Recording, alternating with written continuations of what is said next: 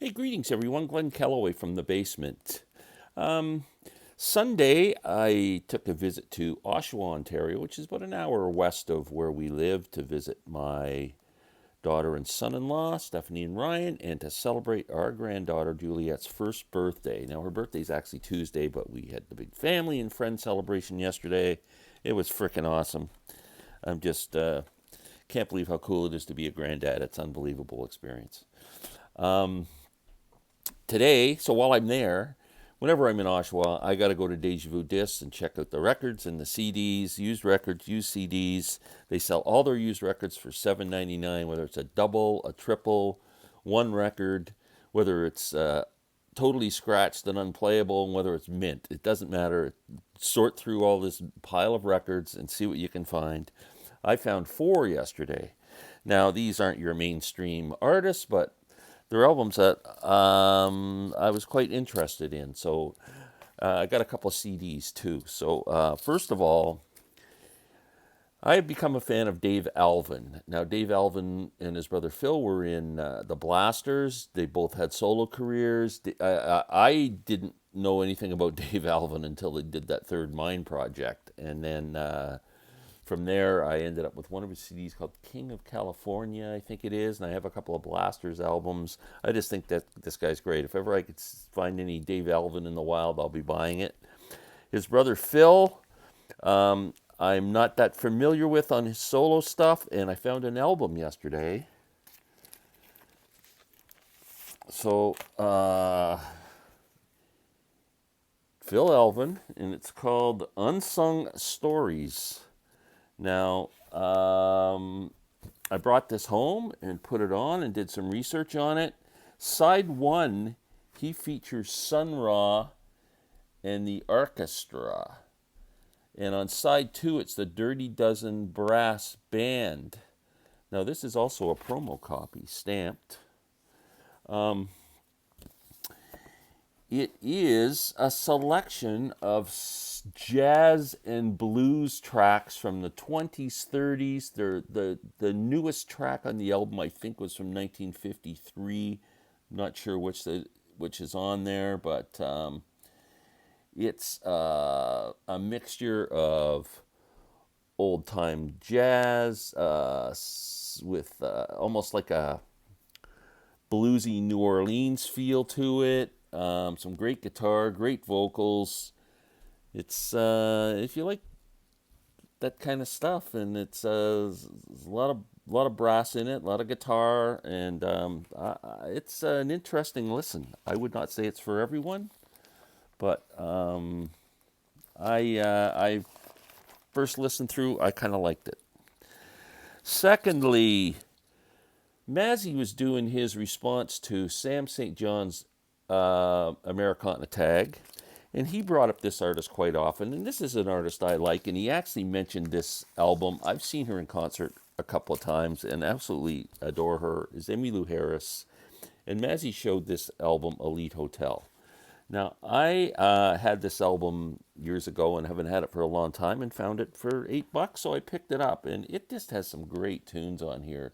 I mean, Amarillo is a great song, which was penned by Emmylou Harris. Together Again, Buck Owens' song. Sin City, Graham Parsons' tune. Till I Gain Control Again, beautiful Rodney Crowell song, and also covered beautifully by Blue Rodeo. John Lennon and McCartney, Here, There, and Everywhere. Ooh, Las Vegas, another great Graham Parsons song. Sweet Dreams, great Don Gibson song. The instrumental version of that by Roy Buchanan is absolutely incredible if you've never heard of it. Hank Williams, Jambalaya, and Wheels, which was co-written by Chris Hillman and Graham Parsons. So there are some great tracks on this, and it's a really good album. I haven't had a chance to spin it. I haven't heard it for a long time, but that one I'm very excited about. Next, my Ian Hunter obsession continues. Short Back and Sides, Ian Hunter. On the Chrysalis label. I maybe my friend Steve is going to leave me a comment on this, because I'm trying to figure out what is on here. Like, I don't know if recognize any of the songs. I can't remember hearing this album before. Produced by Mick Ronson and Mick Jones. Pretty cool. So that's my third one. And fourth, a folk singer from the late 60s who, if you're a fan of pop music, radio, top 40 radio, you would know this woman from a song called Brand New Key. It was like, I got a pair of brand new roller skates. You got a brand new key. Something like that. It was a real wimpy, kind of a sucky, bubblegummy pop song. And the woman's name is Melanie. Her actual name is Melanie Safka. Her first couple albums are very folky. Still some quirky stuff on it, but this really has a real 60s feel to it. 1969, her second album. I've been looking for a Melanie album for a while in good shape. I seem to find them quite often, and they're always just completely scratched up, but this one is actually beautifully. It's like almost in mint condition. I played it yesterday. Might need a bit of a cleaning, but man, it sounded like 90% perfect. So, but Beautiful People's on here, which Melanie performed at Woodstock. She performed at Woodstock. I saw her perform live in around 1970. I mean, just a beautiful, just a great voice, guitar, and but there's a lot of instrumentation on this. I think I would think this is a bit overproduced for my liking. Some strings and stuff like that. I would rather just hear Melanie play her guitar, maybe with a bass, and that's it. But she's an amazing artist. That's four. One of my viewers. Now I forgot. I was going to look up and see who gave me the recommendation on this. I apologize. I know you're going to be watching this and go, "Oh, it's me, Glenn." And thank you. I don't know if it was on my Americana video or whatever, but somebody mentioned the name Eva Cassidy, and I checked her out. I was very impressed. She has the most gorgeous voice, really sad story. I guess she never made it until after she died, really. She died of cancer. She had melanoma in her back, which got treated, and I guess then she was starting to get pains and stuff, and they found out it had spread to her bones and all that. She passed away before really her career took off, and I'm sure it would have taken off. It's too bad, but she did leave us with some music, and she has the most gorgeous voice you ever heard in your life. This is a comp called Songbird. I bought this for $2. She does covers on this of Sting's Field of Gold, beautiful. Autumn Leaves, the old like a standard. Wayfarer and Stranger. She does an incredible version of Songbird. You know, the song off of Fleetwood Mac Rumors that Christine McVie wrote. Beautiful, beautiful. People Get Ready. Over the Rainbow. I mean, she's just a gorgeous vocalist and guitar player and piano player. I haven't heard this one yet, Eva by Heart. I'm not sure where it stands in her catalog in terms of when it was released. Some of the songs on this or on this, like Songbird and that. It seems like every time I look at her records, a lot of the same tracks are on each one. I guess they try and bring out as much product as they can. She's got a live album called, I think, Live at Blues Alley that's supposed to be really incredible. But Eva Cassidy is really excited to get both these $2 each. I couldn't believe it. One more thing before I go, an album review.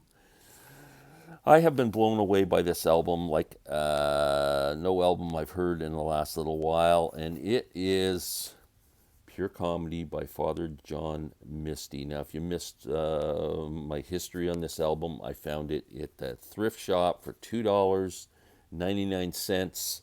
I'd heard the name Father John Misty. I thought, well, for a couple of bucks, I got to bring it home and try it out.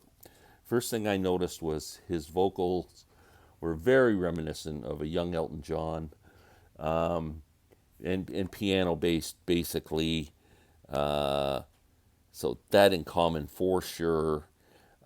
Lyrically, nothing in common with Elton John. This is a concept album with basically his whole view on society from the cradle to the grave, pretty much. He takes on religion, he takes on music, he takes on his parents, he takes on just about everything we go through in life.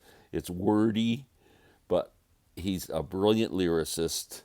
I think the arrangements are fantastic. He throws in a bit of horn every once in a while and stuff like that. It's just a brilliant, brilliant album. And the only it's going to take me a year to get through this thing and actually seriously listen. There's so much to hear in terms of lyrics that my brain is just exploding. And if I had any complaints with the album, it's very long. I'd say it's around 75 minutes. There's a couple of tracks that are like 12, 13 minutes long. One of them called Leaving LA, I would have left off the album. Not that it's not a bad track, but or I would have made it like 5 minutes long. Yeah, I just, it's, could you say it's monotonous? It is in a way. It's very samey, but all the songs are so freaking good. I don't have a problem with the sameness of it. I listened to the album all the way through, but I can see if I ask somebody's opinion, I bet you that's what would come up. It's too long and too samey, and a couple of tracks could have been left off. But man, oh man, this guy's good. I'm gonna delve into more of his stuff because I am just an instant fan of this album. It came out in 2017. If you haven't heard it and you like Elton John singer-songwriter stuff, I would check it out for sure. But like I said, just a caveat. But brilliant album. That's it for this morning. We are going to record another album exchange tonight, and I'm sure Larry will upload it tomorrow or Wednesday. And that's it. So everyone have a great day. Thanks so much for watching. Thank you so much for watching the video with Lynn picking the albums. It was had a great response, and Lynn was very happy to get all those compliments about her wonderful taste in music. So now I just got to get her listening to Tom Waits, and then all will be perfect in the world. Take care.